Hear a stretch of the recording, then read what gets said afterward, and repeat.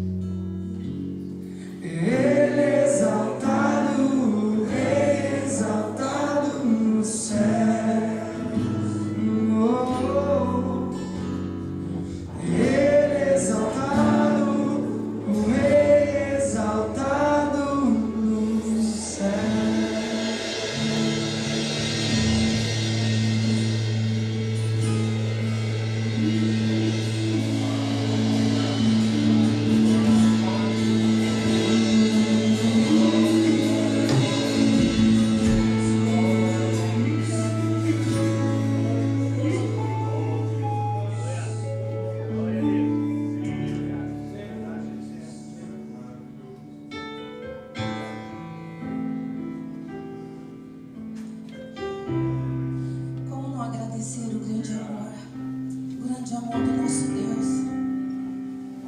Estamos aqui hoje para louvar e agradecer, porque Ele nos deu o fôlego de vida. Levantamos hoje, comemos, nos alimentamos. Como não agradecer a esse Deus? Vocês sabem, hoje nada sofreu, o Senhor te guardou. Louvado seja o nome de Deus. Digno é Ele de toda a honra e de toda a glória. Essas semanas andei tristonha, com vontade de nem sair de casa. E o Senhor falou: agradeça-me. Agradeça-me por tudo que você está vivendo. Não fica quietinha aí não. Levanta e anda. E é isso que eu tenho feito. Hoje estou aqui para louvar o meu Deus, porque só Ele é digno. E você? O que o Senhor tem feito na sua vida? Deus tem falado muito para mim. Vou falar de novo para vocês. Não murmura, não reclama. Louva-me, espera. Não pensa no amanhã, pensa no hoje. E o que eu quero de você é só a sua alegria, é só o seu sorriso no rosto. E eu falo: Senhor, está difícil. Ele fala: não, agradeça-me. Essas têm sido as palavras de Deus há meses na minha vida. E eu tenho tentado viver isso. Agradecer. Porque Ele é digno de toda a honra e de todo louvor. Ele é digno porque eu estou aqui de pé. Ele é digno porque Ele é misericordioso e me ama. Porque mesmo com as minhas falhas, Ele não tem olhado isso. Ele tem se alegrado no meu coração e na minha vida e da minha casa. E tem nos abençoado. E tem está nos fazendo andar cada dia. Louve ao Senhor por tudo que tem acontecido. Por tudo que você tem passado no seu dia, no seu trabalho, sem trabalho. Louve ao Senhor. É isso que Ele quer. A sua alegria,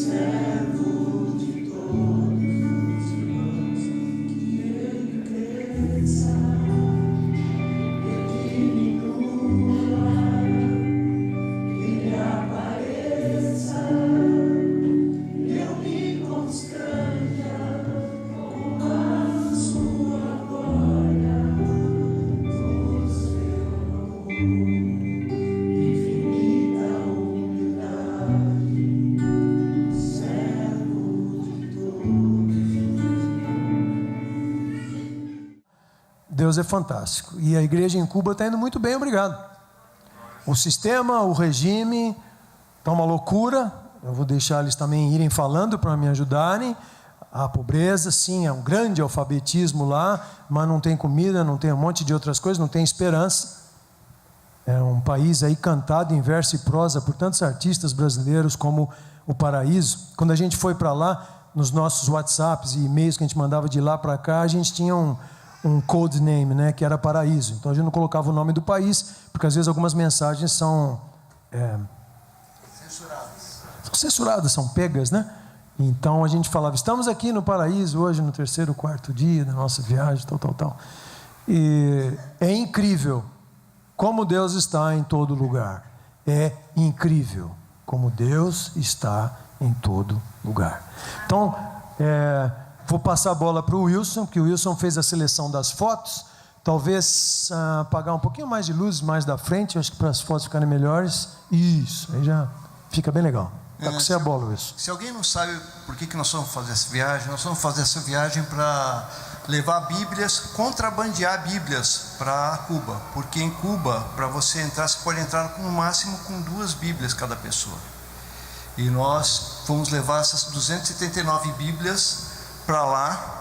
E nesse dia nós tivemos uma preparação de como seria a entrada em Cuba, que foi um negócio assim meio, para nós, assim meio tenebroso, porque a gente saímos daqui, né, com uma missão de chegar com essas Bíblias lá, e tinha todo um processo, a gente não podia se falar na viagem, então é esquisito você fazer uma viagem longa, vendo as pessoas, os amigos, e só olhando, dando sinais com os olhos. Então foi um negócio bem tenso, parece que foi fácil, mas daqui para lá já saiu tenso. Então aqui estão as Bíblias que a gente estava levando.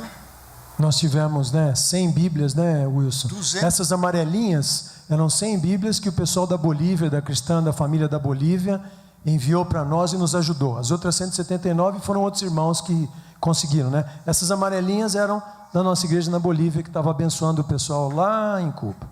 Então aí nós estamos pesando as malas com as Bíblias que cabiam dentro delas, porque a gente tinha que distribuir um pouco para cada um, né? Então ia mais ou menos umas 30 Bíblias para cada um.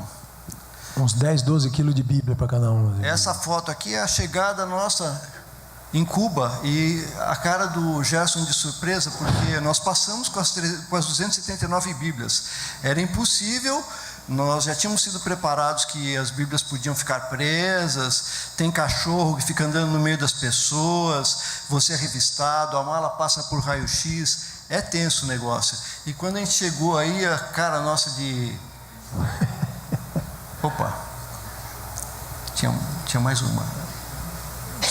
Bom, perder uma foto aqui. Aí a nossa chegada no hotel, estava todo mundo tranquilo aí já, imaginando que as coisas aí iam ser uma maravilha, né? Porque a ideia que a gente tinha de Cuba é aquela ideia que todo mundo comenta, né? É uma cidade bonita, cheia de carros antigos, recuperados, restaurados, e realmente a cidade, quando a gente começa a ver, ela é assim bonita. Isso aqui é um pedaço de o que é Havana. Só que daí no dia seguinte nós começamos a ver o que é na realidade Cuba. Então aqui nós estamos saindo para ir para a casa do pastor, que é esse que está bem aí na frente com essa camiseta de que time é esse? Do Barcelona. Barcelona e o Real Madrid chegaram lá. O governo resolveu liberar todos os jogos do Barça e do Real Madrid para o povo ver. Como a menina comentou com a gente aqui. Precisa mudar às vezes o pão e o circo para o povo um pouco, para para não ficar só, era só beisebol. Agora a TV oficial do país permitiu o jogo desses dois times. E conforme a gente vai andando, a gente vai vendo que as coisas não são bem cuidadas. A cidade parece que está em guerra, tudo está meio caindo. As casas, elas vão sendo ampliadas. Então isso aqui devia ser uma casa térrea, e depois eles vão construindo em cima, porque não tem casas novas. E como a família vai aumentando, eles vão construindo coisas em cima. E a vista do lugar que você vai andando parece que você está em 1940, 1930, e tudo parece bem largado, né? Isso aqui para você ter uma ideia, isso aqui é um açougue. Pode parecer que a gente está em outro tempo, né? E não é carne seca, não é carne de sol, que nem no Nordeste. Não é carne seca que está pendurada ali, não, é carne de porco. Ela fica na sombra mesmo. Que eles só comem carne de porco e fica tudo assim, o dia inteiro exposto, né? Isso daqui parece uma casa, mas na realidade é uma padaria, ó. Isso é o que tem para comprar, para comer, se você tiver dinheiro, é claro, né? Isso aqui é uma casa em cima, você vê que ampliaram também, é uma farmácia. Isso aqui é as pessoas, para ganhar um dinheirinho, então vendem as coisas que tem na rua. Esse olhar dessa mulher é bem o que você vê por lá, é uma vida perdida, um olhar perdido das pessoas. As coisas são bem difíceis. Chegamos na casa do pastor, colocamos as coisas que nós trouxemos para eles, livros, roupas, porque não tem roupa íntima lá para as mulheres. As coisas todas são bem difíceis lá, é difícil comprar, é difícil ter dinheiro, não tem onde vende. Então a gente levou uns presentes para eles lá das coisas que eles estavam precisando. Eles fizeram um almoço para nós, que o que você está olhando aí na mesa para eles é um banquete. É muito difícil ter dinheiro para fazer um almoço assim. E esses irmãos tiveram muito amor para fazer um pernil e um monte de coisa. Nós estávamos em 14 pessoas, 17 pessoas nesse dia aí. E esse almoço foi para todo mundo e foi muito bom. Esse era o grupo que estava lá nesse dia nessa casa. Foi bem interessante, ouvimos coisas interessantes. E no dia seguinte nós fomos visitar a igreja dessas pessoas aí. Wilson, só para... Essa igreja é uma denominação lá em Cuba que chama Liga Evangélica Cubana. E eles têm ligação com o pessoal de Portas Abertas. Nós fomos lá, todo esse grupo, através de Portas Abertas. Então, essa é a sede deles, onde tudo começou, é a igreja mãe, onde começou todo o trabalho deles. E a partir daí, depois, nós fomos viajamos uns 2.000 quilômetros pela ilha, para ir em outras igrejas e congregações que eles tinham ao longo da ilha. Existe lá a Assembleia de Deus, existe lá a Presbiteriana, qual outra? Metodista, Batista. Então, assim, há os grupos evangélicos lá, eles não são proibidos de estarem lá. A proibição hoje ela é escondida, ela é velada. Ninguém vai pegar você com a Bíblia na rua e te levar para a cadeia porque você está com uma Bíblia. Mas a perseguição é velada, ela é escondida. Então você tenta pôr uma placa na igreja. Isso aí é porque essa igreja ela existe antes da Revolução, que foi em 59. Então por causa disso eles têm essa liberdade. Liga Evangélica de Cuba. Então tudo parece bem, tudo parece fácil. Só vou aproveitar que acho que você vai passar outras também, Wilson. Esse é o prédio original, só que como o governo às vezes não dá autorização para aumentar o prédio, então é o que o Wilson falou, eles vão crescendo para cima do jeito que dá. Então do lado direito seu, que você está vendo da foto, era uma casa pastoral, e aí eles subiram esse negócio todo, e lá para trás também, para poder caber as pessoas. Essa igreja hoje sede conta com, foi o que eles nos disseram, né? Em torno de 3.000 pessoas. E dá para acreditar, né? Só que esse salão de baixo cabe em pé, sentado e tudo umas 400, 450. Então, eles fazem uma loucura aí, nunca vai caber acho que os 3.000 no mesmo culto. Eles fizeram um sistema interno de TV, uma coisa doida que eu acho que o Wilson vai mostrar aí também, para poder receber o povo. Então, assim, foi o que eu disse no começo da conversa com vocês. A igreja em Cuba está muito bem, graças a Deus. A igreja está muito bem. Ó, eu vou passando aqui um pedaço do que acontece, como é em volta da igreja. Ó. O que tem? Aqui é o salão principal que o pastor falou, está tendo a reunião de mulheres, então ele está lotado já. É tipo uma escola dominical antes, né? Classe de juvenis, lotado. Classe de jovens, lotada. Crianças, homens, isso daí é tudo salão que você vai subindo na igreja. E aqui é os jovens mais velhos. Então dá para ter uma ideia que naquele salão lá não cabe todo mundo. Eu não coloquei o sistema de televisão, que eles têm televisões espalhadas nos corredores lá, porque não cabe todo mundo dentro do salão, então eles ficam vendo de fora. A televisão também que eles têm lá deve ser de uns 15 anos atrás, né? Acho que é. Tudo é lá para trás, nada é novo. Mas uma grande evolução, você imaginar que lá está na época de 1950, os caras conseguirem montar, não sei até hoje como, um sistema interno de TV para o pessoal em 3 andares poder ver o culto simultaneamente. Isso é uma coisa absurdamente incrível e milagrosa num lugar desse.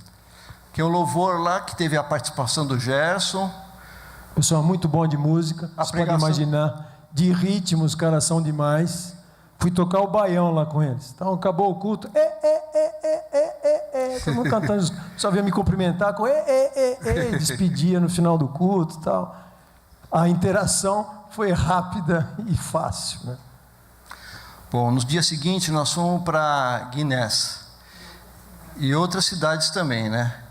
E aí começa como é que é o visual de outras cidades. Na estrada já fica um monte de pessoas com dinheiro na mão, tentando pegar uma carona, porque não tem transporte, assim, eu quero pegar um ônibus para ir para lá. Não tem, você vai para a estrada e pega carona. Nós estávamos no ônibus que foi contratado para fazer a viagem para nós. Esse carro aí com 1 cavalo força só é um táxi, né, Wilson? É um táxi, é muito comum lá você ver essas charretes aí para tudo que é lado, porque os táxis são isso aí.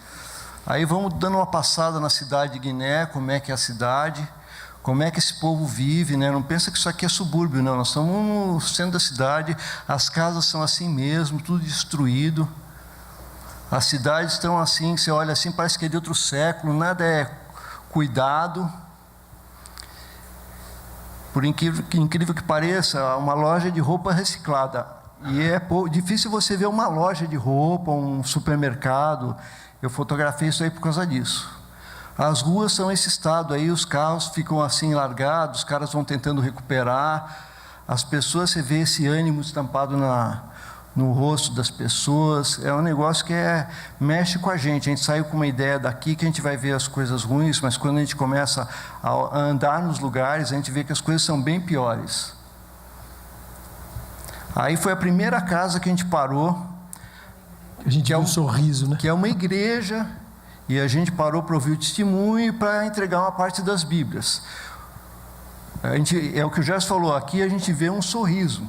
Então as pessoas, por mais dificuldades que tenham, elas são felizes aqui. Quer fazer algum comentário aí, Gerson? Esse rapaz de camisa listada, ele é jogador de futebol. Então ele tem a ideia lá, porque em Cuba agora, com essa história do Real Madrid, do Barça, que futebol está pegando lá mesmo como febre. Até então não, era o beisebol o principal esporte, né?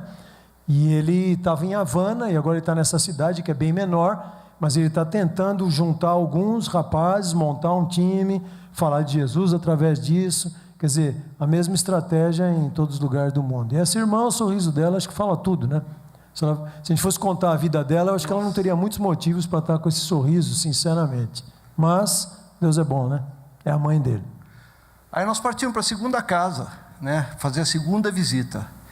E pela casa você já vê como é que é o lugar onde as pessoas vivem. Mas é impressionante, né? A gente chega num lugar desse e olha o sorriso das pessoas. Isso aí são as pessoas que têm Jesus, né?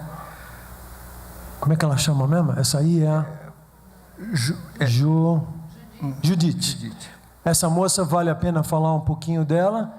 Ela é uma moça, não é casada, ela mora nesses lugares e ela anda alguns quilômetros para ir até a montanha onde ela fala de Jesus para as pessoas lá, sozinha, na raça, no pé 2. Às vezes diz que às vezes tem um burrinho, né? Alguma forma de ela... 20 quilômetros ela anda para ir e para voltar. Ela vai lá sozinha pregar, e nesse dia ela estava contando para a gente 2 testemunhos, uma de uma criança, se não me engano, de 2 anos, que estava em fase terminal de um câncer. E Deus tocou essa mulher, ela orou pela criança, a criança voltou milagrosamente. Então a montanha está pegando fogo lá. E ela se tornou um referencial para essa turma. Olha que bonitinho o sorriso dela. Aí nós oramos com ela, Deus deu uma palavra para ela sobre ministério de cura, ministério de libertação, porque lá também tem muita gente que pratica a tal da santeria, que eles falam, né?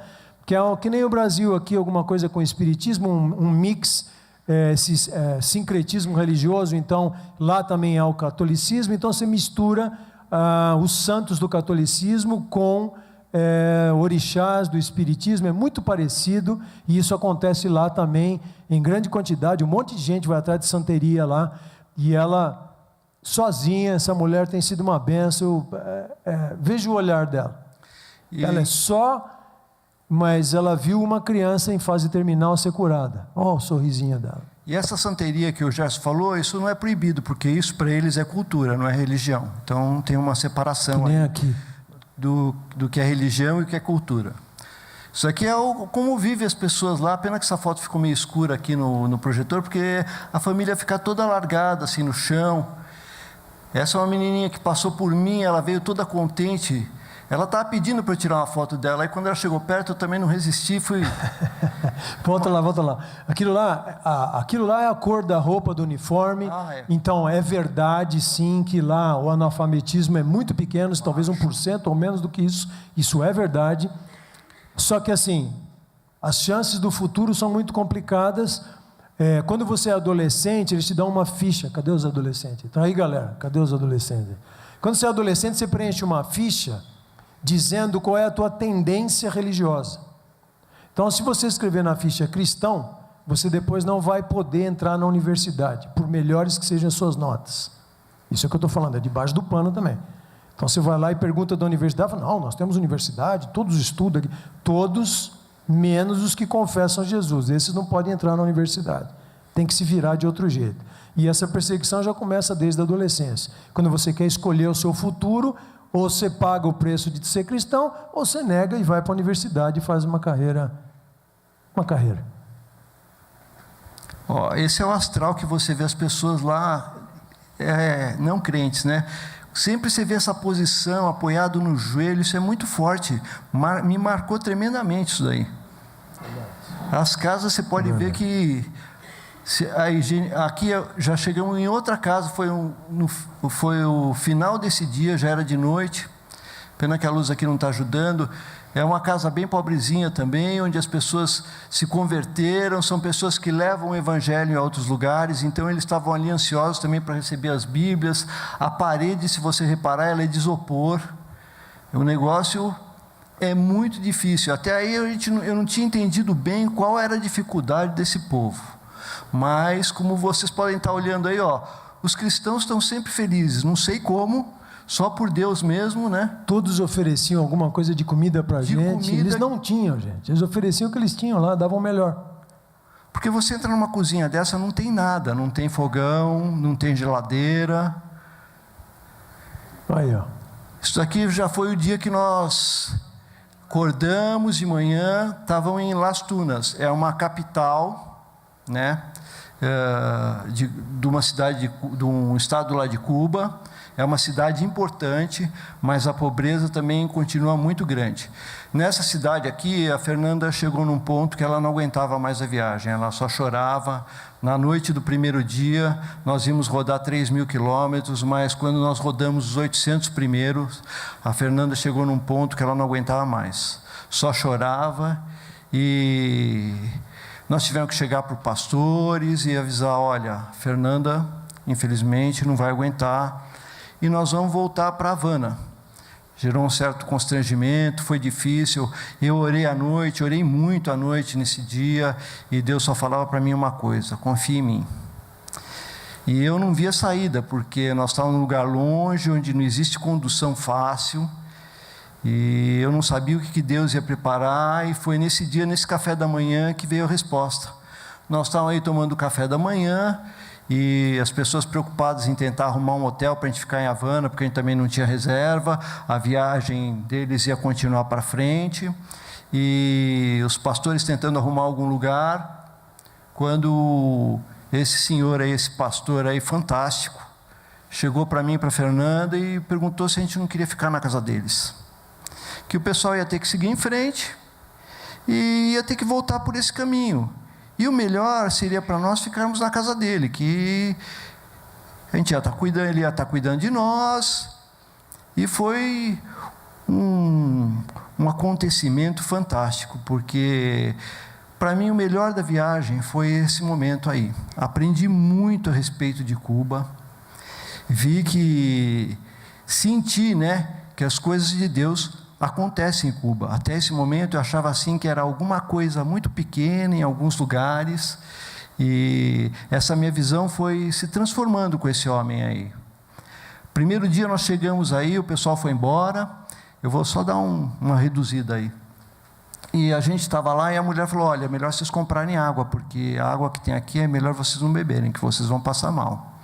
E nós saímos para comprar água. Quando nós voltamos com a água, a Fernanda falou assim: senhor, aí que na geladeira deles não tem nada, só tem 2 ovos. Tudo que tinha eles fizeram naquele café da manhã para a gente. E um pedacinho de manteiga. Daí eu saí com o seu pastor Marcos e saímos para comprar algumas coisas. Aqui teve a entrega das Bíblias lá nesse dia, os presentes, e nós saímos para comprar, e na cidade ele foi me mostrando que a cidade deles lá, as pessoas, o governo liberou para quem tivesse alguma coisa, quisesse abrir um microcomércio, pudesse abrir. Então, os vizinhos dele, um abriu uma frutaria, o outro abriu um lugar para mexer em computador. Mexer em computador não é acessar a internet, é imprimir um documento, é alguma coisa assim. O vizinho de frente copiava filme em pendrive.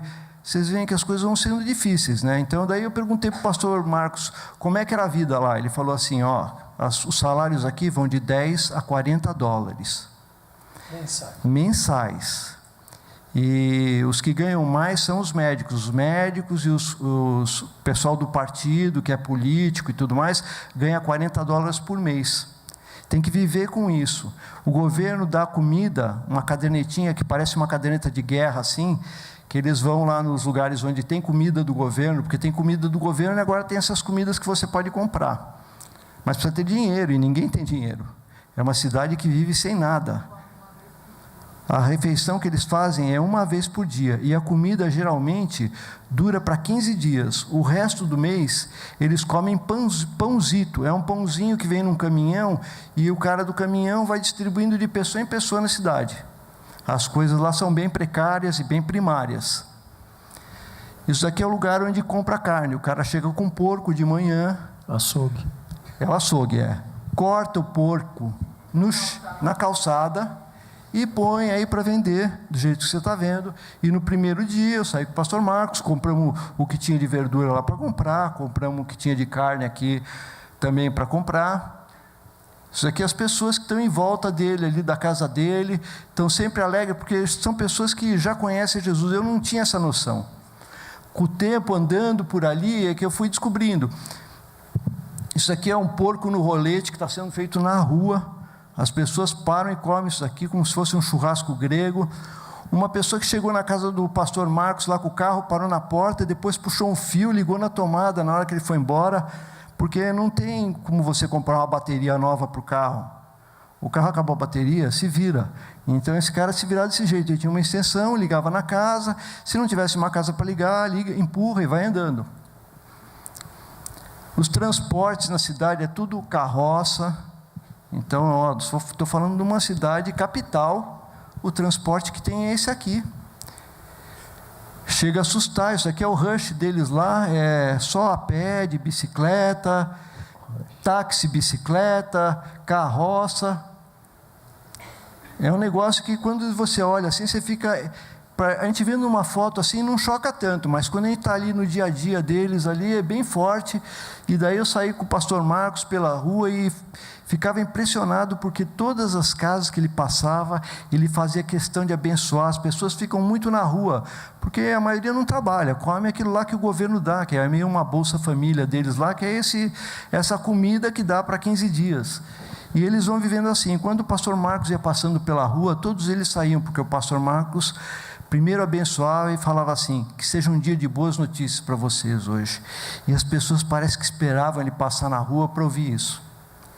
E eu aí nesse dia perguntei, o pastor Marcos começou a me mostrar as casas, e eu via muitas pessoas muito felizes e outras assim muito tristes. E eu falava assim: o que acontece aqui? Ele falou: aqui nós temos 415 casas e igrejas. Então, a cidade não é muito grande. Casa e igreja, você pode ter até 15 pessoas. Seria um grupo familiar.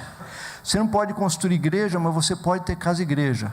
O governo limita o número de pessoas. O governo limita o número de pessoas, como também não pode imprimir Bíblia, por isso que nós levamos.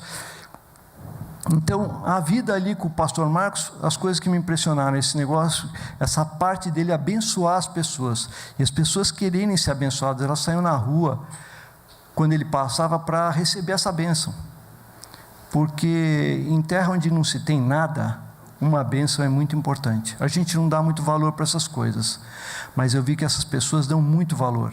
Até os bêbados, a Fernanda não deixou botar a foto, embaixo de umas árvores lá que ficavam bebendo, quando o pastor Marcos vinha passando, eles levantavam, porque eles queriam receber uma bênção. Lá não tem nada, a bênção já é muito. E eu fiquei muito impressionado, porque eu vim aqui na casa do pastor Marcos, não tinha despensa, não tinha onde guardava comida. Eu olhava assim e não via onde guardava comida. E o rapaz que está sempre ali com o pastor Marcos, eu falei, como é que vocês vivem assim? Ele falou assim, aqui a gente vive um dia de cada vez. E nesse dia eu saí para comprar as coisas com o pastor Marcos, como todo dia a gente fazia, ficamos 2 dias lá. Compramos coisas, e quando ele pedia, eu sempre pedia mais, porque eu falava, poxa, vamos comprar mais para sobrar alguma coisa para eles também.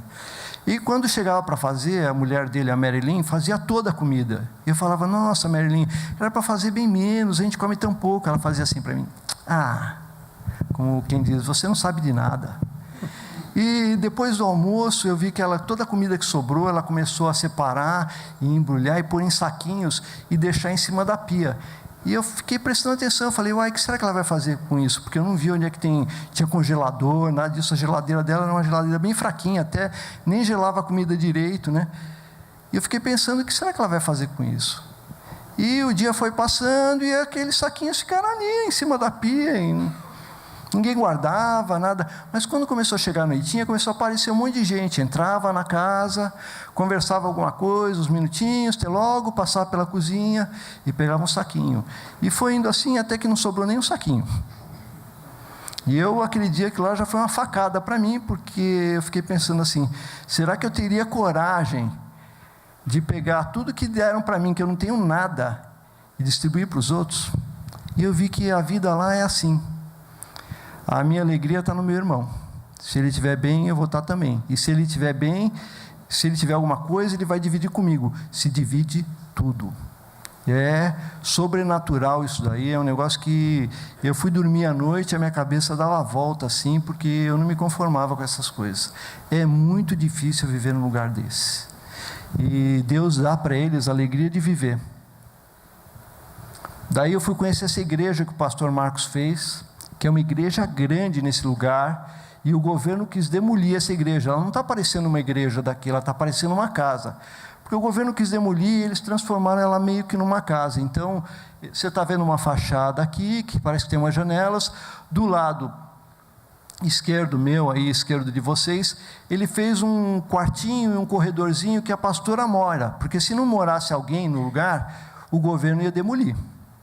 Então, para manter essa igreja, que é esse lugar aí, a pena que não está dando para ver, é enorme essa igreja, e ela fica lotada nesse lugar. Então, o pessoal que tem casa, família, vem tudo nesse lugar aí, porque é uma igreja que tem perto da casa deles. Essa foto aí é o dia que a gente soube, porque quando nós ficamos na casa lá com o pastor Marcos, a Marilyn chegou para a Fernanda ficou muito triste, né, de ter que abandonar o grupo e tal. E ela falou para a Fernanda, não liga não de você não ter aguentado, porque eles também não vão aguentar. Vai chegar um pouquinho mais para frente, as coisas vão ficar tão difíceis, que eles vão desistir.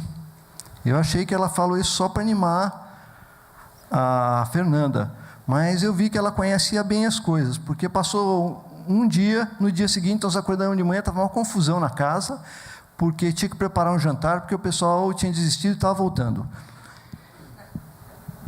Então, logo de manhã, o pastor Marcos chegou com a bicicletinha dele, toda enferrujada, com uma cestinha na frente, com esse pedaço de carne e mais um outro. Levaram para a cozinha, lavaram com uma escovinha, uma higiene que se alguém aqui visse, ia assustar. Eu não fotografei essas coisas, porque senão ninguém tinha comido nada. Então, ele chegou com essa carne, lavou, deixou no sol secando, assim, descoberto, numa forma. E passou uns momentos assim, ele chegou para mim e falou assim: vamos levar para assar, porque lá as casas, esqueci num detalhe, o dinheiro é muito pouco e tudo é muito caro. Então, quem tem muito dinheiro tem 2 panelas de pressão elétrica e um fogãozinho de 2 bocas, uma espiriteira. Quem já não é muito rico só tem a panela elétrica, porque a eletricidade é barata e eles fazem quase tudo naquela panela. Então, quando chegou essa carne, não tinha onde fazer, e nós fomos num assador de cerdo. O cara pesa a carne, vai ficar 6 horas no forno cozinhando, você deixa de manhã e pega no final do dia. E nós fomos lá pegar a carne, estava aqui assim pronto, e eles prepararam um banquete para o pessoal à noite. É banquete mesmo, porque tudo isso de carne e mais pamonha salgada e tudo que eles prepararam, arroz, feijão, eles fazem o arroz e o feijão, cozinha tudo junto na panela. Parece estranho, mas você acaba acostumando e até que é gostoso. E eles fizeram esse trabalho todo aí, olha, o que mobilizou de gente para fazer esse almoço, esse jantar, foi um negócio fora de série. Começamos de manhã cedo para fazer isso aí. Um outro detalhe, essa carne foi transportada num porta-mala do lado de um tanque de gasolina de plástico que tinha dentro do carro, porque o carro era um lixo também. E nós paramos no posto para pôr gasolina, porque quando o pastor pôs a carne, eu olhei assim no tanque, vi que não tinha nada, ele botou uma reguinha dentro do tanque para medir quanto tinha. Ele tinha um carro, hein? É um cara importante, porque não é qualquer um que tem um carro. Mediu a gasolina lá, tinha 1 litro e pouco. Eu falei: pastor, vamos parar num posto, vamos pôr gasolina. E eu fiquei preocupado: puxa, a carne no porta-mala, nós vamos parar no posto para pôr gasolina, será que não vai cair gasolina na carne? Que a gente vai viajando, né? A gente tem essa parte de higiene, os caras lá não estão nem aí com isso daí. Aí quando nós chegamos no posto, ele falou assim: quanto põe de gasolina? Eu falei: quanto cabe aí dentro? Aí ele falou: cabe uns 50 litros. Eu falei: então põe 40. Né, para não ter perigo de vazar, pegar na carne. Porque o pessoal lá não está muito preocupado, não, mas eu estava. Aí nós teve esse banquete para nós aí, né? Foi muito divertido, eu aprendi muito nesse lugar, muito. Tem 2 coisas que não saem da minha cabeça: viver um dia de cada dia. A gente se preocupa muito com as coisas de amanhã. E é incrível como esses caras não estão preocupados com nada. Você não vê uma pessoa triste aí. Aquela menina do meio, ela parece meio emburrada, mas ela é super alegre, ela passava o dia inteiro na casa. Eu não sei qual era a função dela ali na casa, porque na casa tinha comida, ou por amizade, porque as pessoas passavam o dia inteiro juntas. Eu nunca vi um negócio desse. Foi muito legal essa casa. Pastor Marcos contando o testemunho de vida dele. Ele era um cara que era top lá na cidade, ele era do partido. Secretário do partido. Né? Ele era o secretário do partido, tinha um cargo super alto, ele era um diretor de uma fábrica lá. Só que ele começou a ficar lelé da cabeça. Ele falou que ele fez algumas coisas muito erradas, porque eles permitem os cristãos ter culto e tudo mais, mas quando tinha algum evento cristão lá na cidade, o partido chegava para ele e falava assim: ó, está tudo liberado, bebida, festa, então faz toda uma programação para o pessoal não ir nos eventos cristãos. E ele preparava tudo isso, e disse que o pessoal não ia, porque o pessoal queria era bebida, bagunça, e isso, quando é para ir contra cristão, dinheiro não falta. Então é uma coisa bem incrível que ele contou. Daí ele falou que ele ficou louco, perdido, não conseguia mais trabalhar direito. Um dia ele passou numa rua e viu um varredor de rua, né, todo feliz, varrendo a rua, cantando, e ele falou assim: eu queria ter a vida desse cara. E ele tinha carro, com ar-condicionado, boas roupas, né, porque quem participa do governo, a diferença de dinheiro não tem, vai ganhar no máximo $40, mas o que vale a pena é as coisas a mais que você vai ter, os privilégios, as oportunidades que as pessoas normalmente não têm. Então, quando ele ficou nessa loucura, o partido meio que abandonou ele, tirou tudo dele, perdeu o emprego. Aí ele começou a ir num banda, mas as coisas lá também não melhoravam, fazia um monte de trabalho, as coisas não progrediam, até que um dia ele foi numa dessas casas que tinha culto, ouviu a palavra e jurou que nunca mais voltava lá. Mas na semana seguinte ele entrou, o pastor mal começou a falar, ele já levantou a mão e falou que queria mudar de vida, e a vida dele começou a mudar. Não foram fáceis as coisas para ele depois que ele aceitou Jesus, mas ele ficou liberto. Então, as coisas naquele lugar acontecem. É muito incrível você ver. Então, o meu sentimento lá é que as coisas estão brotando, que aquele lugar é um jardim fértil. Eu achei que o evangelho lá não existia, mas de andar com ele pelas ruas e de ver as pessoas, como elas, a alegria que elas tinham quando elas eram cristãs e vinham falar com o pastor, transbordando. Não tem nada, mas não tem importância. Está certo que lá ninguém tem, então não se comparam, não sabem como é que é a vida fora, né? Então eles levam aquela vida bem. Esqueci mais alguma coisa do pastor, Fê? Tem uma coisa que eu esqueci. Hoje em dia, ele é um dos caras mais respeitados na cidade. Então, para sobreviver, ele foi ser sapateiro. Depois, ficou muito tempo trabalhando como sapateiro. Quando ele saiu do partido, tiraram tudo dele, né? Tiraram tudo. Tudo quer dizer roupa, sapato, você fica sem salário, nada. Tudo. Ele e a mulher ficaram com um short e uma camiseta só, porque o partido leva tudo embora. Não sobra nada. Mas ele não deixou de ser do partido. O tempo todo, ele continuou pertencendo ao partido. Só que como cristão. Depois ele arrumou um emprego. Depois que ele estava como cristão, conseguiu arrumar um emprego numa fábrica, estava indo bem na fábrica, até algum dia chamaram ele lá na diretoria da fábrica, perguntaram assim: parece que viram a sua mulher orando por alguém no hospital, né? Ele falou assim: deve ter sido mesmo. Aí ele falou assim: a sua mulher é cristã? Ele falou: eu também sou. E o governo hoje em dia permite que as pessoas do partido sejam cristãos. Aí o que o cara respondeu para ele: você sabe que isso aí é só uma fachada para os outros países, nós não vamos aceitar cristão aqui. E demitiu ele. E ele começou a levar uma vida dura ali, mas Deus honrou esse homem, e ele foi sendo abençoado, tão abençoado, que um dia um próprio amigo do partido chegou para ele e falou: a sua escolha foi melhor que a nossa. Pena que hoje em dia nós não podemos mudar mais, mas eu gostaria de estar no seu lugar. Incrível você ouvir um cara que está do lado oposto falar isso para você. E ele é tão respeitado que ele é o líder hoje, né, no conselho da cidade. E quando se reúne o conselho, a primeira coisa que ele faz é abrir a palavra, ler um texto e meditar sobre o texto. Todas as outras pessoas são do partido e todos respeitam ele. Eu acho isso aqui um negócio, para quem viu como é que são as coisas lá, é bem difícil, né, Gerson? Tem algum comentário? Não, acho que precisamos terminar. Isso aí, o pessoal ali reunido, a mulher dele ali, e esse pessoal é bem feliz. Incrível como, não tendo nada, consegue ser feliz. A condição lá é pior do que favela aqui. Não tem nada. O dia que a Fernanda, num fim de jantar, lembrou que tinha um chocolate e trouxe os chocolates na mesa, parecia que a gente tinha colocado ouro em pó na mesa, porque não existe chocolate. Mesmo que você queira comprar, não tem. Mesmo que você tenha dinheiro, não tem. Não tem nada nesses lugares. Você vai no supermercado, é um corredorzinho onde tem algumas coisas. Entra uma pessoa de cada vez no supermercado, pega as coisas e tem que pôr no caixa. Você não pode ficar segurando, porque senão eles acham que você pode querer roubar, esconder.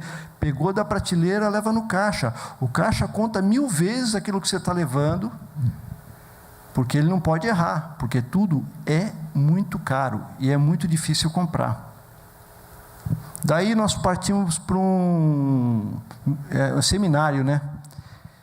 Extraoficial.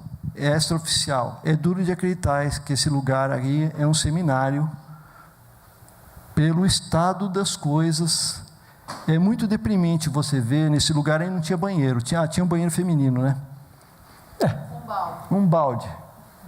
E a turma dos estudantes? A turma dos estudantes.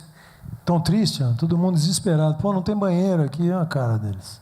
Olha a cara deles, e eles ficaram radiantes porque ganharam uma Bíblia. Ganharam as Bíblias, é. É um negócio difícil lá, é difícil a gente entender isso aqui. Você pode reparar que em todas as fotos os caras fazem referência à Bíblia. Esse último senhor grandão aqui, alto, que está do lado esquerdo da foto, ele é um dos muitos que, quando é jovem, ele tem 42 anos aí, 40 e poucos anos. Quando ele tinha 18, ele foi para Angola. porque Cuba ajudou Angola na Revolução de Angola, lá de 1900 e sei lá quando aí, e muitos dos pessoal do exército cubano na época foi recrutado para ir para lá. Então ele estava contando, a esposa dele é essa senhora que está do lado dele, do lado de cá, esquerdo da foto, e o que esse povo já sofreu, de vez em quando eu encontrava com um ou outro que já tinha lutado na guerra de Angola, compulsoriamente, né? Não é você quer ir, você vai, porque eles são ligados a nós, o sistema é semelhante, então nós vamos levar o nosso exército para lá para ajudá-los, vários. O nosso motorista também lutou na guerra de Angola. E é bem difícil. Esqueci de falar um detalhe, né? A gente vê esse negócio mais médicos aqui no Brasil. A pastora que estava ali na foto, naquela igreja comigo, ela estava bem triste. Porque o marido dela tinha sido escolhido pelo governo para era um cara que tinha muita capacidade na parte de formação de manutenção de equipamentos de informática, e foi escolhido para ser mandado para a Venezuela. Ficar 2 anos, não é que vai e volta para ver o marido, não.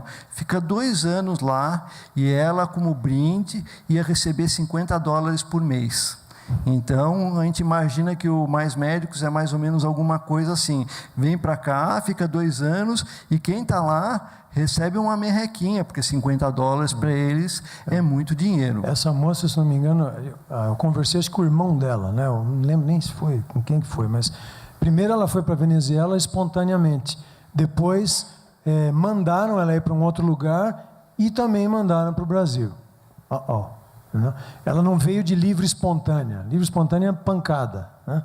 Não era vontade. Deixou toda a família lá, tem que vir para cá. Aquela história dos R$10.000, que fica só 2.000 para a pessoa aqui e 8.000 o país paga para Cuba, é verdadeira, porque ela confirmou para mim que isso é verdadeiro. Então... essa doideira. Mas o que eles recebem é esse troquinho aí, porque para eles lá é considerado que eles estão recebendo muito dinheiro. Foi uma das poucas horas assim que Deus me falou alguma coisa que foi bem forte, e eu estava me despedindo dela, a gente orou com ela, e eu estava saindo, Deus falou: volta lá e fala para ela que pelo que ela está passando aqui sozinho, tomando conta dessa igreja sozinha, aqui vai ser um lugar de muitos milagres. Aí eu fiquei meio assim, mas voltei para ela e falei isso, e ela falou assim: Deus já falou isso para mim. Então, amém. Alguma coisa de grande acontecer ali, e coisas grandes acontecem nesse lugar.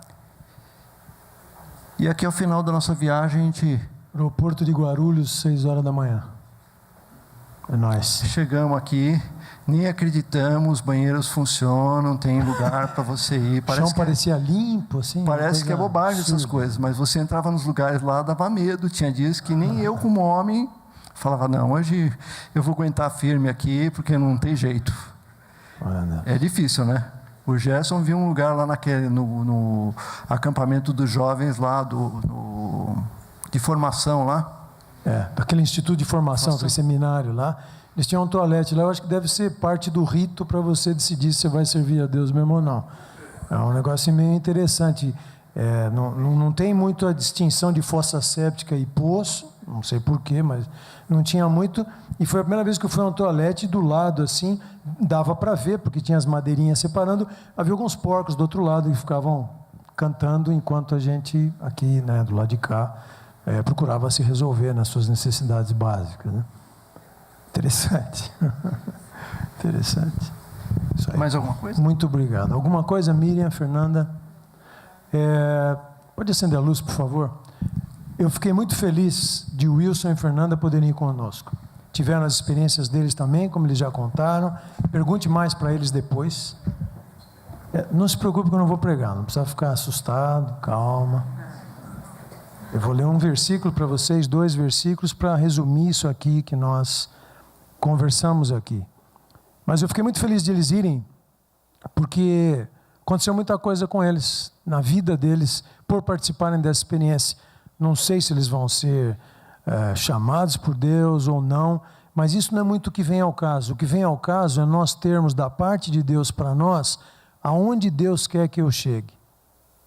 O que Deus quer de mim como cristão e até que nível eu posso ir. Essa semana nós tivemos uma semana muito abençoada aqui por esse pastor do Iraque que veio também. Ele pregou, a ênfase dele foi sobre perseguição. Então você ouvir um homem desse chegar para você e dizer: olha, perseguição é uma bênção, não ore para Deus tirar a perseguição da igreja. É isso mesmo que eu falei. Então a gente aqui no Brasil olha isso e fala, não, como assim? Mas que isso? Isso aí é masoquismo, você quer sofrer. Olha, a química de Deus nas coisas do reino, ela é diferente da nossa. Mesmo sem eu entender, eu vejo que é assim. A química de Deus é diferente. Como é que pessoas podem estar felizes lá, vivendo com todas essas limitações que eles têm há muitos anos? Então, claro que para eles virem irmãos de outros lugares é uma resposta de Deus de que eles não estão esquecidos. Para você sair de Cuba, você tem que pedir autorização para o governo. Não é só ir tirar o passaporte e pronto. E essa autorização custa um dinheiro. Depois do dinheiro vem o passaporte. Daí vem todas as perguntas para onde você vai, o que você vai fazer, o que você pretende fazer. E às vezes quando chega nessa fase eles cortam e não te deixam sair. Principalmente pessoas que são pregadores do evangelho, gente que eles sabem que é cristão. Esses eles seguram, não deixam sair. Para o cara sair é milagre, milagre de Deus. Quando eu estava saindo, estava do lado de cá já da imigração, eu fiquei olhando para dentro lá e falei, nossa, eu saí tão fácil aqui. Como esse povo vai sofrer para sair. Agora, o versículo que eu tenho para você hoje, para nós nos alegrarmos em Deus, é que Jesus fala da perseverança e do permanecer. Então eu não vou ler porque já deu, mas Jesus em Lucas 22, quando ele está com os apóstolos dele, na última ceia, ele diz assim para eles, 22, 28, 29. Ele estava na ceia com eles, contando para eles o que ia acontecer, que ele haveria de ser morto, tudo mais. No 28 e 29, ele diz assim, bom, vou ler o 27, ele está falando do serviço, né? Qual é o maior, quem está à mesa ou quem serve? Porventura, não é quem está à mesa? Eu, porém, entre vós, sou como aquele que serve. E vós sois os que tendes permanecido comigo nas minhas tentações ou tribulações. E eu vos destino o reino como meu Pai me destinou, para que comais e bebais a minha mesa no meu reino e vos assenteis sobre tronos, julgando as 12 tribos de Israel. Eu sei que isso Jesus estava falando para os apóstolos. Mas nós permanecermos com Jesus nas tentações e sermos fiéis, é uma coisa muito forte. Porque quando nós somos tentados, Jesus está junto conosco também. Porque Jesus foi tentado. Então ele conhece a tentação. Se ele não tivesse sido tentado, a vinda dele ao mundo não teria significado, porque ele não sofreu para poder nos dizer o que é vencer a tentação. Então hoje eu estou falando, eu quero que você possa sair daqui pensando na bênção de permanecer, de perseverar. Esses irmãos, eu não sei qual é o futuro deles, mas eles têm perseverado em Deus. Perseverando em Deus, caminhos se abrem para eles, a esperança acontece para eles. E eles conseguem ser felizes num lugar desse que vocês viram, a gente descreveu para vocês. Há muito engano em todo lugar. Eu conheci um jovem do Nordeste brasileiro que estava no mesmo hotel da gente, ele estava maravilhado com Cuba, um cara dos seus 20 e poucos anos. Só que ele só foi naqueles lugares que o Wilson mostrou as primeiras fotos. Lá o pessoal é muito musical, tem show, tem apresentações, acontece um monte de coisa. Nós fomos um dia na rua lá, estava tendo apresentação de grupos de street dance, essas coisas, tem tudo isso lá. O problema não é esse, o problema é a miséria do coração e a própria miséria do país. E aqueles que por amor a Jesus pagam um preço, sabe, queridos? Eu cheguei a essa conclusão. Se você não quer ter problemas em qualquer lugar do mundo que você vá, não fale que você é cristão. Não fale. Porque aí tudo vai correr bem, seja onde for. Se você falar que é cristão, esse nome cristão, esse nome Cristo, esse nome Jesus, ele tem poder. E quando esse nome é clamado, é declarado, céus e terra se mexem, porque nesse nome há poder. Então, nós somos cristãos. Eu não sei a nossa perseverança como brasileiros, eu não sei o nosso futuro. Essa semana minha cabeça tem girado muito, porque ouvi esse pastor do Iraque, ouvi sobre perseguição, eu já ouvi de gente da China dizer a mesma coisa. Olha, não precisa pedir para o pessoal lá do Ocidente orar para nós não sermos mais perseguidos. Não façam oração. Façam oração para que nós perseveremos. quando vocês vierem aqui nos visitar, nós vamos ter muita alegria em recebê-los, sabendo que vocês lá do Ocidente também nos amam e lembram de nós. É esse o discurso deles. Então isso tem mexido muito com a minha cabeça, porque não é o lógico, não é o racional. E não vou culpar ninguém aqui de não entender isso, porque eu também não estou entendendo, eu estou tentando mastigar essas coisas. Agora, quando as coisas complicam para os cristãos, aí é que chega a hora. Ontem veio aqui à noite também o pastor Carlos Bezerra Júnior, que é da Comunidade da Graça, ele é deputado, e eu já conheço ele há uns 15, 16 anos, e ele veio falar ontem à noite aqui, para compartilhar com o pessoal. Discutimos, teve um ótimo nível de reunião, de questões, de perguntas, oramos juntos, oramos pelo Brasil, foi muito útil, muito bom. Depois eu peguei ele um pouquinho de lado, assim, em algumas coisas, a fidelidade partidária, ou isso ou aquilo. Ele falou: olha, Gerson, tem horas que eu tenho que ir pelo voto da consciência, que é o que eles chamam. E daí eu tenho que abrir mão do partido. E daí eu perco um monte de oportunidades no partido, muitas portas se fecham. Mas daí ele contou a bênção. Do outro lado, Deus abriu para ele ser, eu não sei quantos aqui lembram desse caso, ele foi lá na, como é que chama aquela indústria? Zara, né? De roupas. E ele descobriu serviço escravo. E ele entrou com CPI. E isso foi descoberto. Esse pessoal foi pego. E a Comissão dos Direitos Humanos levou ele até Genebra para dar testemunho disso. Um cristão. Chegou lá em Genebra, ele falou, antes de começar os trabalhos, ele falou: bom, eu gostaria de dizer para vocês que eu estou aqui por essa causa dos direitos humanos, porque a Bíblia é o primeiro referencial da igualdade das pessoas e do direito de viver e do direito de ser um ser humano. Deus levou o cara em Genebra. O partido dele ficou costurando daqui, costurando ali, segurando. Deus não segura, Deus leva. Particularmente, queridos, isso não é teológico, mas eu estou convencido de que um dos sistemas que Deus trabalha no mundo, eu chamaria esse sistema de guerrilhas e de networks. Então, em cada lugar do mundo que você vá, há cristãos. E esses cristãos entram em contato. E eles entrando em contato, Deus bola tudo o que vai acontecer. E daí as coisas acontecem. Ele contou lá em Genebra que apareceu uma outra pessoa, que não foi junto com ele na mesma delegação, que o defendeu. Assim, é uma história longa, mas o cara aqui dessa empresa foi até o escritório dele e fez algumas ameaças para ele. E daí quando ele estava lá em Genebra, o cara foi até lá, estava lá. Então assim, guerra espiritual, coisa acontecendo, mas Deus exaltando o Daniel, entendeu?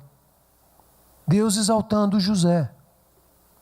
Deus fazendo as coisas acontecerem. Então, seja na área que for que você e eu estejamos, de trabalho, de vida social, Deus tem a network dele. Seja fiel, seja perseverante. Palavras de Jesus difíceis, que não são minhas, mas são de Jesus. Alegre-se na tribulação. Persevere no sofrimento. Quando eu traduzi esse pastor e depois veio aquele versículo de Jesus que eu fiquei repetindo ele no dia seguinte eu saí do carro, fui para o trabalho e tal, fiquei umas 5 vezes repetindo: bem-aventurados sois quando mentindo disserem todo mal contra vós por minha causa. Alegrai-vos porque grande é o vosso galardão do céu. E mentindo disserem todo mal contra vós por minha causa. Minha causa é Jesus. Então todos nós seremos bem-aventurados se pessoas mentindo disserem coisas falhas ao nosso respeito. Mentiras. Por causa de Jesus. Muita gente hoje fala mentira para esconder outra mentira, para proteger um aqui e proteger outro ali. Não é isso que eu estou dizendo. Estou falando mentiras por causa do nome de Jesus. Esse cara é crente, meu. Não vai dar aqui no nosso trabalho. Melhor mandar ele embora, não vai dar certo. Ele é muito honesto. Nós não vamos conseguir fazer tudo o que a gente precisa. Mentindo, disserem mal, todo mal contra vós, por minha causa. Alegrai-vos e exultai, porque grande é o vosso galardão no céu. Não se ouve muito essa palavra no Brasil atualmente. Ela precisa voltar. Pastor Jamê pregou domingo passado falando sobre volta aos princípios. Nós cantamos aquela música sobre o primeiro amor. Nós precisamos voltar, queridos, e perseverar. A perseverança no que Jesus nos ensinou vai trazer alegria. Por mais maluco que isso possa parecer, a esperança no que Jesus nos ensinou e a perseverança vai nos trazer alegria, vai trazer esperança. A minha esperança no futuro está no que Jesus pode fazer. Eu analiso, eu tenho lido muitas coisas da política que está acontecendo. Tem dia que eu fiquei cansado. Aquele dia da votação, eu saí daqui, fui para casa, fiquei orando ainda, ficamos vendo o negócio até acabar meia-noite e tudo. Eu não estou alijado disso, mas eu cheguei à conclusão seguinte: Jesus é o dono das networks e Ele é dono de todas as coisas. Então, aonde você estiver, se a coisa fica preta, ora mesmo, vai para o banheiro e ora. Porque Jesus tem alguém ali, ou alguém que vai chegar lá, e vai cuidar de você, e vai te abençoar, porque você é um filho, uma filha de Deus, e você tem perseverado, você tem persistido no Evangelho. Essa mensagem antiga e louca do Evangelho e da cruz de Jesus, você tem perseverado, e quando você persevera, Jesus te chama pelo nome. Ele fala: esse é o meu filho Michel, esse é o meu filho Felipe, esse é meu filho Lene, esse é meu filho Paulo, esse é meu filho Tieme, esse é meu filho Renan. Ele começa a chamar pelo nome, e quando ele começa a chamar pelo nome, você ganha da parte de Deus uma força e uma graça e uma autoridade que só pode vir de cima, que faz de você alguém diferente. E as pessoas vão te ouvir, vão te achar louco, ou não vão entender o teu discurso às vezes. Não tem problema, você está sendo luz. Se não tiver luz, a escuridão não sai. E nós somos chamados para isso. Tenho procurado tentar aprender com homens e mulheres de Deus desse naipe, tentar começar a entender isso e viver a minha vida diferente. Vou atender meus pacientes, puxa que bom Deus que eu estou indo lá no trabalho, vou falar com várias pessoas, algumas delas eu vou poder ajudar, vou poder falar do Senhor, vai ser bom, vou atender um monte de gente, vou voltar com dor nas costas para casa, cansado, mas que bom, que bom. Outro dia eu sentei lá na sala de casa, numa manhã, cedinho, e Deus começou a me fazer o exercício de eu agradecer por coisas simples. Uma reforma que eu fiz na sala, um chão que eu levei 7 anos para conseguir trocar. Desculpem falar de coisas pessoais, mas todo mundo aqui passa por isso. Coisas simples. E eu fiquei emocionado, eu falei: Senhor, obrigado. Eu tenho tanta coisa para agradecer. Tanta coisa para agradecer. E hoje o Senhor está me parando aqui de manhãzinha para eu agradecer. E citar as coisas. O sapato legal que você pôde comprar, sei lá o quê. Uma coisa que você lutou muito e que você viu Deus te abençoar com aquilo. Nós temos que ser gratos. E na nossa perseverança, Deus nos abençoa mais. Mas o pessoal aí só fala de dinheiro. Nós conhecemos as fotos. Gente que não tem dinheiro. A gente ia nos lugares, chegava o irmão, né? O Wilson, Fernanda e Miriam. Chegava o pastorzinho lá que estava cuidando da comunidade. Primeira coisa que ele falava: eu estou apaixonado por Jesus. Eu olhava para o cara, um baita sorriso, eu falava: que coisa é essa?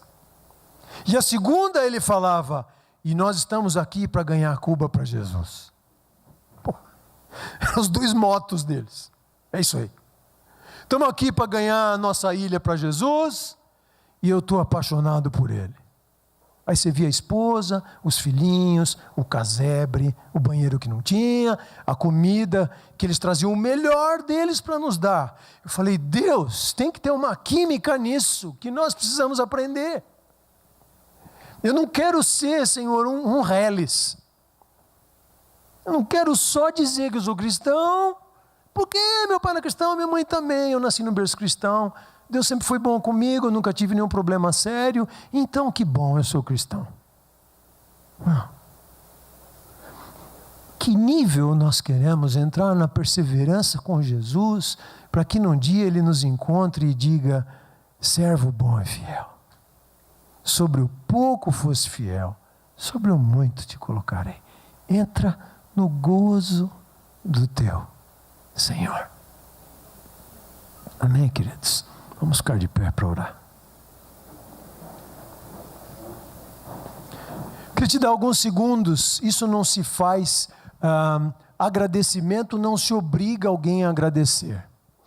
Quando a gente está no momento de louvor, não adianta eu chegar e falar para vocês, agora louve, hein? Se não sai daqui de dentro, não vai louvar coisa nenhuma. Tem que sair de dentro. Tem que ser aquela coisa que fala, não, eu tenho que agradecer porque eu não tenho outro escape, eu não tenho outro caminho. Deus fez coisas tão boas, eu tenho que agradecer. E hoje, assim, eu queria te animar, e isso é para você entrar nesse mês de maio, nesse gás aqui, que o Márcio também colocou o desafio, que nós estamos colocando, você entrar nesse mês e falar, esse mês eu vou agradecer a Deus assim, loucamente. Estamos começando hoje o mês para agradecermos a Deus pela nossa perseverança. Então eu quero te animar, se você está aqui hoje, você tem perseverado, glória a Deus, parabéns para você, você tem perseverado, você tem buscado estar perto de Jesus, que bom, muito bem, parabéns. Agora vamos em frente, né? Porque o discurso de Jesus, você vai entrando na comunhão com Ele, o discurso vai ficando mais profundo, digamos assim, né? E nós não, sabe, queridos, eu quero também te animar a não ter medo, sabe? Quando Deus levou meu filho, eu fiquei achando que tudo que eu entregasse para Deus, Ele ia tirar de mim. Fiquei com esse trauma, obrigado. Fiquei meio torto assim. Jesus teve que me acertar de novo. Eu estava meio no trauma. Eu não queria orar dizendo, Senhor, então eu te entrego a minha esposa. Bom, vai que eu entrego a minha esposa e me leva a minha esposa. Senhor, então eu te entrego a minha casa. Vou entregar a casa, não vou conseguir pagar a casa, vão tirar de mim. Senhor, eu entrego a minha saúde, vou entregar a saúde, amanhã eu estou doente. Sabe esse tipo de coisa, gente? Se a nossa compreensão do nosso Deus for essa, está complicado, nós estamos doentes ainda. Nós precisamos ser curados. Se é esse o caso. Se não é, na medida que você já perseverou até aqui, cresça nesse perseverar. Cresça. Cresça. Deus, eu repito para você, a posição que você tem aonde você está, não é de outra pessoa, ela é sua. Posso ouvir um amém para isso? Amém. Lá onde você está, é você, meu amigo, é você, minha irmã, é com você. Deus pôs lá, e Ele confia em você, e Ele coloca no teu coração para você perseverar. Eu fiquei muito tocado com o testemunho da Isa aqui hoje, porque a gente conhece um pouquinho da vida dela, sabe o momento dela e do Rubem, e eu sei que o que ela falou foi de coração, foi por fé. Porque amanhã é segunda-feira, né, Isa? Começa outra semana, os filhinhos aí, escola, tarará, novos desafios. E é tão bom. Eu conheço a Isa há muitos anos e eu vejo como ela tem perseverado no Senhor. Isso é bonito. Isso é honroso aos olhos de Deus e aos olhos da igreja. É bonito. Pessoas que a gente honra pela postura. Eles não são melhores do que nós, mas eles têm buscado perseverar. E Jesus leva isso em conta. Então hoje eu quero te animar, querido, minha irmã, persevere, persevere.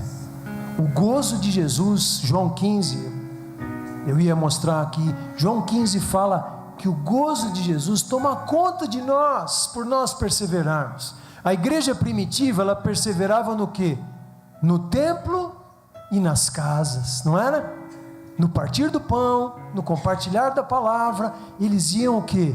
Perseverando. Se você não lembrar de nada que eu falei, você vai lembrar ou dessa palavra perseverar. E você vai falar, Deus, eu quero perseverar. Eu quero pôr um sorriso no teu rosto, Jesus. O Senhor é meu Senhor. Eu quero agradar o teu coração, porque isso para mim é o que faz sentido nessa vida. Se isso não acontecer, Senhor, o resto é o resto. Porque um dia o Senhor me alcançou. E um dia eu fiquei apaixonado pelo Senhor. E um dia nós nos encontramos. E hoje não dá mais para te largar. É isso. É isso. Então eu vou te dar alguns segundos para você orar também. Fazer a tua própria oração. Daí nós vamos terminar, daí vamos ter o Vila. Não sei se o pastor Lênin quer falar alguma coisa depois, se precisar. E vamos terminar a reunião. Mas agora alguns segundos. Pensa rapidamente esse filminho na tua cabeça sobre perseverar. E fala algo, vai falando algo assim para Jesus do que o Espírito Santo colocou no teu coração. É Ele que está passando o filme, então eu não vou sugestionar ninguém. Está acontecendo aí com você e Ele agora. São vocês dois. E hoje é o culto da gratidão pelo indivíduo, porque Deus é individual. Então hoje nós estamos aqui em gratidão por você individualmente. Nós vamos ter um dia que nós vamos agradecer a Deus pela igreja inteira. Hoje é pelo indivíduo, cada um de nós, diante de Deus, cada um de nós. Obrigado, Jesus, porque agora o Senhor está passando alguns filminhos aqui. E esses filminhos estão trazendo para nós figuras já da nossa perseverança, do que nós já conquistamos. E eu creio que o Espírito Santo está te dando algumas figuras de próximas coisas a conquistar, próximos passos a conquistar, a andar na direção de Jesus. Vem, Espírito Santo, agora. Vem sobre cada um de nós. Trabalhe em nós essa perspectiva agora. Que fiquem marcas nos nossos corações, marcas positivas da tua bondade.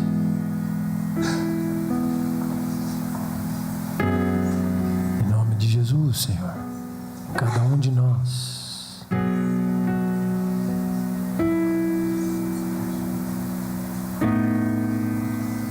Pessoas aqui Deus está trabalhando temperamentos. Pessoas aqui Deus está trabalhando o casamento. Pessoas aqui Deus está trabalhando a sua grande capacidade de empreendedorismo, mas Ele quer o teu coração. Então Ele está trabalhando isso do jeitão dele. Jesus não faz nada conosco por causa de pecado. Se Deus fosse olhar para os nossos pecados, nós não tínhamos nenhuma chance. Nenhuma chance. Quando o Pai olha para nós, Ele vê Jesus, e aí começam as nossas chances. É assim que acontece. Jesus, eu abençoo o teu povo agora, nesse mês de maio, mês de comemoração, mês de lembrarmos das mamães, mês de casamento, mês de tanta coisa, um mês especial, e mês do aniversário da nossa igreja também. Tem um hino que a letra dele diz assim: conta as bênçãos, conta quantas são recebidas da divina mão, uma a uma, dize-as de uma vez, e hás de ver surpreso do quanto Deus já fez. Cresci cantando esse hino na igreja, que hino lindo. Uma a uma, dize-as de uma vez, e hás de ver surpreso por quanto Deus já fez. Não é nem o que Ele vai fazer, é o que Ele já fez.